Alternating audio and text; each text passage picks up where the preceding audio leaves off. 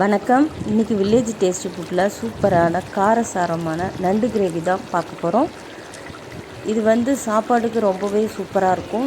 பொதுவாகவே இந்த நண்டு கிரேவி வந்து இந்த கிரேவியில் இந்த நண்டை வந்து இந்த கிரேவியில் சேர்த்து சாப்பிடும் பொழுது அந்த கிரேவியோடு சேர்ந்து அந்த நண்டோட டேஸ்ட் வந்து அல்டிமேட்டாக இருக்கும், சூப்பராக இருக்கும். சிக்கன் மாதிரியே சிக்கனோட இது வந்து சூப்பராக இருக்கும். அதனால் கிரேவி டேஸ்ட்டு பார்த்திங்கன்னா சிக்கன் கிரேவி மாதிரியே இருக்கும். இது வந்து நீங்கள் வீட்டில் ட்ரை பண்ணி பாருங்கள், ரொம்பவே சூப்பராக இருக்கும். இப்போ வாங்க வீடியோக்குள்ளே போய் இந்த நண்டு கிரேவி எப்படி செய்கிறதுன்னு பார்த்துருவோம்.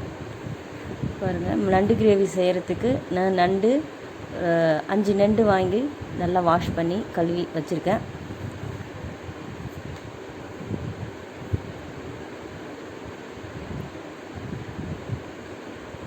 இப்போ அந்த நண்டில் வந்து கால் வந்து பெருசு பெருசாக இருக்குது இல்லையா, அது வந்து உடச்சி எடுத்துக்கலாம். எல்லாத்தையும் தனித்தனியாக உடச்சி எடுத்துக்கலாம். இந்த காலுக்குள்ளே இருக்கிற இந்த காலை எப்படி சாப்பிட்ணுன்னா, அந்த காலை கடிக்கும்போது அதுக்குள்ளே சின்னதாக வந்து சதை இருக்கும். அதை வந்து நம்ம பிச்சு சாப்பிட்றதுக்கு நல்லா வசதியாக இருக்கும். அப்போ காலை வந்து தனித்தனியாக உடச்சி எடுத்துக்கலாம். இதுக்கு வந்து 2 பெரிய வெங்காயம் கட் பண்ணி வச்சுருக்கேன். 2 தக்காளி, பெரிய தக்காளி எடுத்து முதல்ல தக்காளியை வந்து நம்ம பிசைஞ்சு எடுத்துக்கணும். கையிலே வந்து நல்லா மசிச்சு எடுத்துக்கணும். மசிச்சு எடுத்துட்டு அந்த தோலெல்லாம் நல்லா புழிஞ்சு எடுத்துடணும். அப்போ அந்த கிரேவி வந்து நல்லா டேஸ்ட்டாக இருக்கும். மிக்சியில் போடாதீங்க, இந்த மாதிரி நல்லா பிசைஞ்சு தோலை மாத்திரம் தனியாக எடுத்துடுங்க.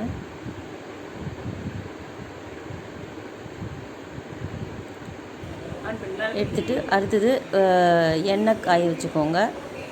எண்ணெய் காய வச்சுட்டு சோம்பு, சீரகம், பட்டை, லவங்கம். சீரகம் வந்து 1 ஸ்பூன், சோம்பு 1/2 ஸ்பூன், லவங்கப்பூ வந்து 4, பட்டை ஒரு 2. இதை போட்டு நல்லா எண்ணெயில் பொரிய விட்டுருங்க. எண்ணெயில் போட்ட உடனே இதை வந்து நல்லா பொடிசாக கட் பண்ணி வச்சுருக்கிற பெரிய வெங்காயத்தை இதில் சேர்த்துக்குவோம். 2 வெங்காயம் பெரிய வெங்காயத்தை இதில் நம்ம சேர்த்து நல்லா வதக்குங்க.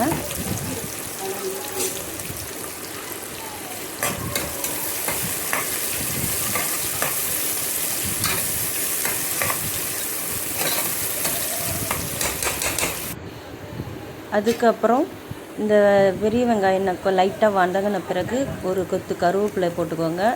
பச்சை மிளகா வந்து ஒரு 4 பச்சை மிளகா இப்படி உடச்சி போட்டுக்கோங்க. பச்சை மிளகா வந்து நல்லா வாசனையாக இருக்கும். அது இல்லாமல் அது ஒரு டேஸ்ட்டாக இருக்கும். மெயினாக கிரேவிக்கு பார்த்திங்கன்னா பச்சை மிளகா தான் போடணும். பச்சை மிளகா போட்டால் தான் கிரேவி வந்து நல்லாயிருக்கும். நல்லா பச்சை மிளகா போட்டுக்கலாம். பச்சை மிளகா போட்டுட்டு நல்லா வதங்கின பிறகு ஒரு டேபிள் ஸ்பூன் அளவுக்கு இஞ்சி பூண்டு பேஸ்ட்டு சேர்த்துடலாம். இஞ்சி பூண்டு பேஸ்ட்டு போட்டுட்டு நல்லா இது பச்சை வாசனை போகிற வரைக்கும் இது நல்லா வதக்கணும்.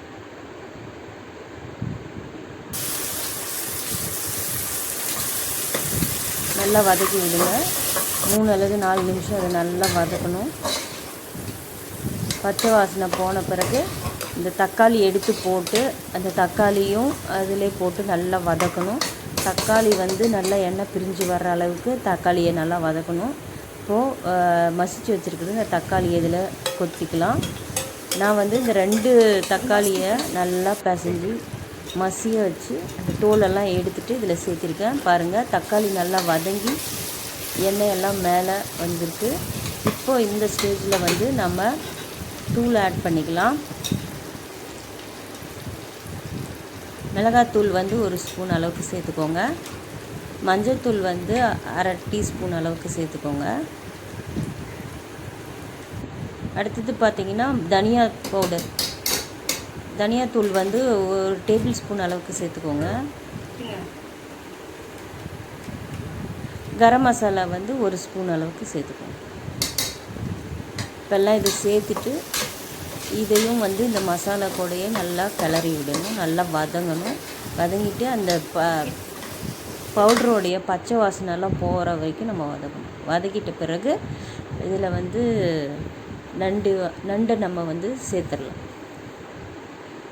நண்டை இப்படி அந்த வதக்கின கிரேவி மேலே இப்படி நண்டை எடுத்து போட்டுக்கோங்க. இன்னும் அகலமான பாத்திரத்தில் செஞ்சால் இன்னும் நல்லாயிருக்கும், வசதியாகவும் இருக்கும். நண்டை போட்டுட்டு அதுக்கப்புறம் தேவையான அளவுக்கு அதில் உப்பு போட்டுருங்க. உப்பு போட்டுட்டு தேவையான அளவுக்கு தண்ணி ஊற்றிக்கோங்க. தண்ணி நிறையா ஊற்றக்கூடாது, கம்மியாக தான் ஊற்றணும். நல்லா கிரேவி வந்து ரசம் மாதிரி ஆகிடும், அதனால் தண்ணி வந்து கம்மியாக ஊற்றுங்க. இப்போ வந்து அந்த கிரேவியில் இந்த நண்டை வந்து நல்லா அந்த மசாலாவில் கலந்து விடணும், நல்லா கிளறி விடணும். இந்த மசாலாவில் எல்லாமே இந்த நண்டு வந்து எல்லாத்துலேயும் பரவுற மாதிரி பண்ணணும். நல்லா கிளறி விட்டுருங்க. நல்லா கிளறி விட்டு இது மூடி போட்டு ஒரு 10 அல்லது 15 நிமிஷத்துக்கு வேக விடணும். பாருங்கள், நல்லா வெந்துருச்சு.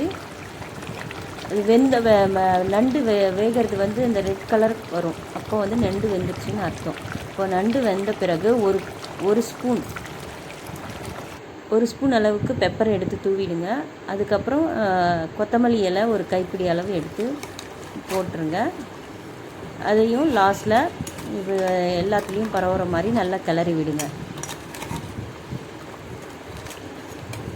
ஸ்லோவில் வச்சு பண்ணுங்கள். நல்லா கிளறி விட்டுட்டு ஒரு கொதி வந்த பிறகு நம்ம இந்த நண்டு கிரேவியை இறக்கிடுவோம். அவ்வளோதான். இப்போ வந்து நம்மளுக்கு நண்டு கிரேவி தயார். இது வந்து இந்த நண்டு கிரேவி வந்து ரொம்ப சிம்பிள் மெத்தட் தான். நீங்கள் வந்து வீட்டில் ட்ரை பண்ணி பார்க்கலாம். உடனடியாக 10 நிமிஷத்தில் 15 நிமிஷத்தில் இது வந்து முடிஞ்சிடும். சிக்கன் கிரேவி போல் இதுவும் அவ்வளோ டேஸ்ட்டாக இருக்கும். சிக்கன் கிரேவி போலவே இது வந்து ரொம்ப டேஸ்ட்டாக இருக்கும். இது நிச்சயமாக உங்கள் வீட்டில் ட்ரை பண்ணி பாருங்கள். இந்த கிரேவி வந்து சளிக்கு நல்லது. இந்த நண்டு வந்து சளிக்கு வந்து ரொம்ப ரொம்ப நல்லது. இந்த மாதிரி நண்டு கிரேவி செஞ்சு கொடுத்திங்கன்னா சாப்பிடாதவங்க கூட நல்லா சாப்பிடுவாங்க. இந்த நண்டு கிரேவியை நீங்கள் வீட்டில் கண்டிப்பாக ட்ரை பண்ணி பாருங்கள், உங்களுக்கு சூப்பராக பிடிக்கும்.